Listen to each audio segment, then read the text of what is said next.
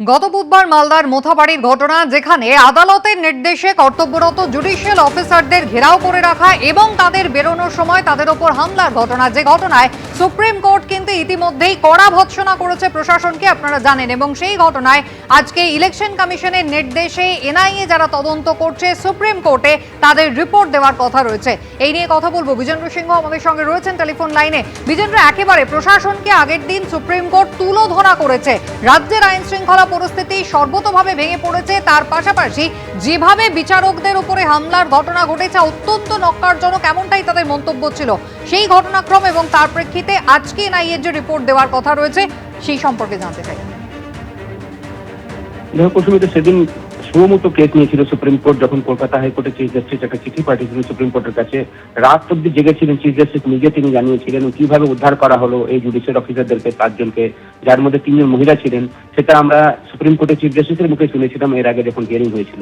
এবং সেদিন যেটা অর্ডার দিয়েছিল সুপ্রিম কোর্ট, লিখিত অর্ডার, সেটাতে বলা হয়েছিল যে এটা জুডিশিয়াল অফিসারদেরকে ভয় দেখানোর জন্য করা হয়েছিল, পরিকল্পিতভাবে করা হয়েছিল, এবং এটা সুপ্রিম কোর্টের অথরিটিকে চ্যালেঞ্জ করার জন্য করা হয়েছে। এবং প্রাইমা ফেসি সুপ্রিম কোর্ট মনে করেছিল যে এটা কোনো রুটিন অকারেন্স নয়, এটা পুরো ক্যালকুলেটেড, ওয়েল প্ল্যান এবং ডেলিবারেট অ্যাক্ট ছিল জুডিশিয়াল অফিসারদেরকে ভয় দেখানো, এবং যে এসআইআর যে অ্যাডমিনিস্ট্রেশন চলছে এই মুহূর্তে সেটাকে বাধা দেওয়ার জন্য করা হয়েছিল, এটাও সুপ্রিম কোর্ট তাদের লিখিত অর্ডারে বলেছিলেন।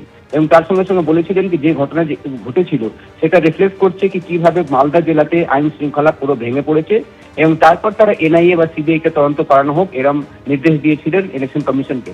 ইলেকশন কমিশন এনআইএ কে তদন্তের ভার দিয়েছে। এনআইএ ইতিমধ্যে স্পটে গেছে, তারা কয়েকটা অ্যারেস্টও করেছেন, কিছু লোককে জিজ্ঞাসাবাদ করেছেন, সিসিটিভি ফুটেজ রয়েছে, এবং সিকোয়েন্স অফ ইভেন্টস কিভাবে সেদিন হয়েছিল সেটা এনআইএ প্রিলিমিনারি রিপোর্টে তৈরি করেছে, যেটা তারা আজকে সুপ্রিম কোর্টের কাছে জমা দেবেন।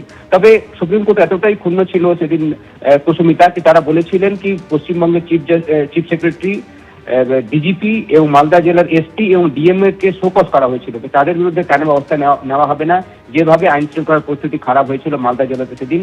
যারা সুপ্রিম কোর্টের নির্দেশে কাজ করছিলেন তাদেরকে বাধা দেওয়া হয়েছিল, যখন তারা ফিরে আসছিলেন তাদের উপর ইট, পাথর এবং বাঁশ দিয়ে হামলা করা হয়, সেটাও সুপ্রিম কোর্ট সেদিন বলেছিল। এরপর প্রেক্ষিতে আজকে 4টের সময় যখন হিয়ারিং হবে, একদিকে প্রিলিমিনারি রিপোর্ট জমা দেবে এনআইএ, অন্যদিকে এই যে 4 আধিকারিক যাদেরকে সুপ্রিম কোর্ট ফোকাস করেছিল তাদেরকেও অনলাইন উপস্থিত থাকতে হবে আজকে সুপ্রিম কোর্টে। তারা নিজেই তাদের ব্যাখ্যা দেবেন কি কিভাবে সেদিন তারা বিফল হয়েছিলেন, কেন কি যখন চিফ জাস্টিসকে হস্তক্ষেপ করতে হয়েছিল এই 7 জন জুডিশিয়াল অফিসারকে উদ্ধার করার জন্য, সেটা 4টের সময় হিয়ারিং এ জানা যাবে কি প্রিলিমিনারি রিপোর্টে কি বলছে এনআইএ, এবং এই অফিসাররা তাদের ব্যাখ্যা কি দিচ্ছেন কি মালদা জেলাতে কিভাবে আইন শৃঙ্খলার পরিস্থিতি কার্যত ভেঙে পড়েছিল, সেটার জন্য তারা কি পদক্ষেপ নিয়েছিলেন সেটা তারা সুপ্রিম কোর্টকে জানাবেন। একেবারে বিজেন্দ্র, তুমি আমাদের সঙ্গে থাকো। কোচবিহারের সভা থেকে প্রধানমন্ত্রী নরেন্দ্র মোদী মোথাবাড়ি কাণ্ড নিয়ে সরব হয়েছেন তৃণমূলের ইস্তেহার নিয়ে। তৃণমূলের ইস্তেহার প্রকাশ করেছে, কিন্তু তার নাম বাংলা ভাষায় রাখেনি। আপনারা জানেন তো ইস্তেহার শব্দ কোন পরিপ্রেক্ষিতে ব্যবহার করা হয়েছিল? প্রধানমন্ত্রী আক্রমণ জানিয়েছেন যে তুষ্টিকরণে ভয়ঙ্কর খেলায় বাংলার সম্মান সংস্কৃতি মুছে দেওয়ার ষড়যন্ত্র চলছে। শুনুন। टीएमसी ने अपना घोषणा पत्र जारी किया, लेकिन उसका नाम उन्होंने बांग्ला भाषा में नहीं रखा, बल्कि उसे इश्तेहार कहा जा रहा है। आप सोचिए ये कैसे बंगाल की पहचान को बदल रहे हैं। आप जानते हैं ना, इश्तेहार का इस्तेमाल बंगाल में किस लिए हुआ था? 1905 में मजहबी ताकतों ने बंगाल में लाल इश्तेहार जारी किया था। उसके बाद हिंदुओं का नरसंहार किया गया था। टीएमसी हमें उसी की याद दिलाना चाहती है।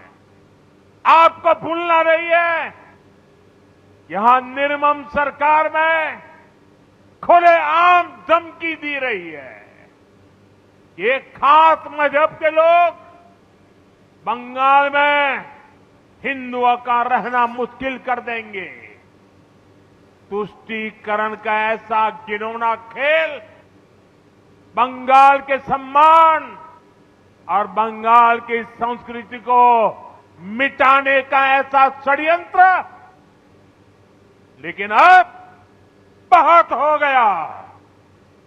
अब बंगाल की पहचान बदलने वालों की विदाई बंगाल ने तय कर ली है। এইবার বাংলার পরিচয় বদলানোর চেষ্টা যে করছে তার বিদায় হবে। পাল্টা কি বলেছেন ব্রাত্য বসু, দেখুন। ইস্তেহার শব্দটা ব্যবহার করে আমরা যদি মুসলিমদের তুষ্টিকরণ, এই শব্দটা উনি ব্যবহার করেছেন, তুষ্টিকরণ করে তাহলে উনি অনেক বেশি চীনারে তুষ্টিকরণ করেন। আর সারাক্ষণ চায়না উনি করেন, কেননা চা শব্দটা নিজেকে চা ওরা বলে, এই চা শব্দটা হচ্ছে চীনা শব্দ, চিনি শব্দটা হচ্ছে চীনা শব্দ। ওনার খুব খেতে ভালো লাগে, উনি অনেকবার ইন্টারভিউতে বলেছেন আনারস, এই আনারস শব্দটা হচ্ছে পর্তুগিজ শব্দ। উনি যদি জানতেন যে বাংলা শব্দ ভান্ডারে বা ভারতবর্ষে যেটা ইন্দো ইউরোপিয়ান ল্যাঙ্গুয়েজ এবং তারপর যে আঞ্চলিক ভাষাগুলো গড়ে ওঠে, তার মধ্যে একটা ভাষা আরেকটা ভাষার মধ্যে ঢুকে পড়ে। একাধিক গুজরাটি শব্দ আছে যেখানে বাংলা ভাষা ব্যবহার করা হয়। এই যে আপনি আজকে ম্যানিফেস্টো বললেন, ম্যানিফেস্টো শব্দটা তো ইটালিয়ান শব্দ, এটা ইংরেজি শব্দই নয়। তাহলে একই সঙ্গে বাংলা এবং বাঙালিকে অপমান করছে। ভোটের নির্ঘণ্ট ঘোষণার পর প্রথমবার রাজ্যে এসে ফের পরিবর্তনের ডাক দিয়েছেন প্রধানমন্ত্রী। বললেন এবারে নির্বাচন হবে ভয়হীন, নিরপেক্ষ। তৃণমূল যখন এসআইআর ইস্যুতে বারবার নির্বাচন কমিশনকে নিশানা করে চলেছে, তখন প্রধানমন্ত্রী বললেন কমিশনের ওপর তার সম্পূর্ণ ভরসা রয়েছে। আর অন্যদিকে গতকাল একের পর এক সভা থেকে ইভিএম এর কারচুপির অভিযোগে তীব্র আশঙ্কা প্রকাশ করেছেন মমতা বন্দ্যোপাধ্যায়। इस बार बंगाल में निष्पक्ष चुनाव होगा, इस बार निर्भय चुनाव होगा और इस बार परिवर्तन का चुनाव होगा। ইভিএম মেশিন খারাপ করে দেবে অনেক জায়গায় প্ল্যান করে, সেই ইভিএম মেশিন সারাতে আসলে দেবেন না। ভোটের নির্ঘণ্ট ঘোষণার পর পশ্চিমবঙ্গে প্রথম জনসভা, সেখান থেকে ফের পশ্চিমবঙ্গে পরিবর্তনের ডাক দিলেন প্রধানমন্ত্রী। বললেন এবার নির্বাচন হবে ভয়হীন, নিরপেক্ষ। আর তৃণমূল যখন এসআইআর ইস্যুতে বারবার নির্বাচন কমিশনকে নিশানা করে চলেছে, তখন প্রধানমন্ত্রী বললেন কমিশনের ওপর সম্পূর্ণ ভরসা রয়েছে তার। बंगाल के भविष्य के लिए दीजिए, इस बार वोट अपने अधिकार के लिए दीजिए। बीजेपी उम्मीदवार को वोट देकर परिवर्तन पर मुहर लगाइए।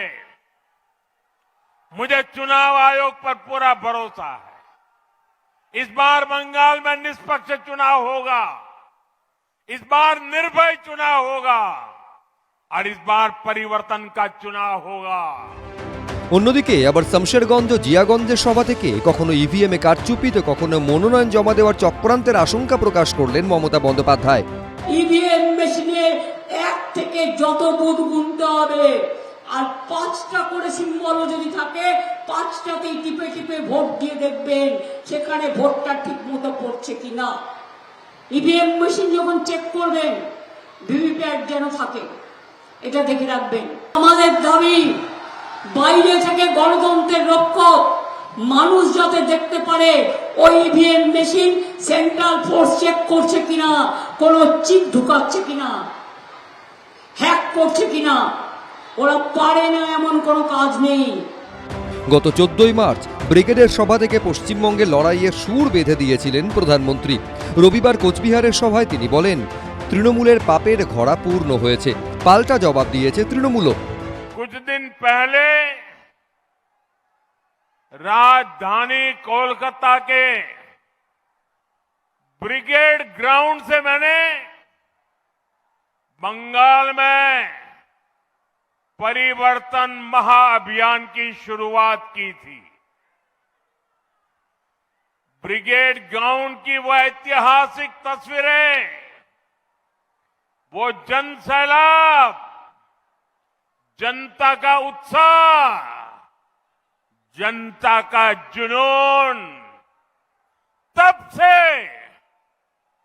पूरे टीएमसी सिंडिकेट घबराया हुआ है।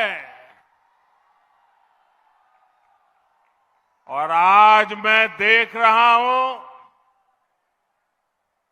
ब्रिगेड ग्राउंड में जो बिगुल बजा, कुछ बिहार ने उस पर पक्की मोहर लगा दी है।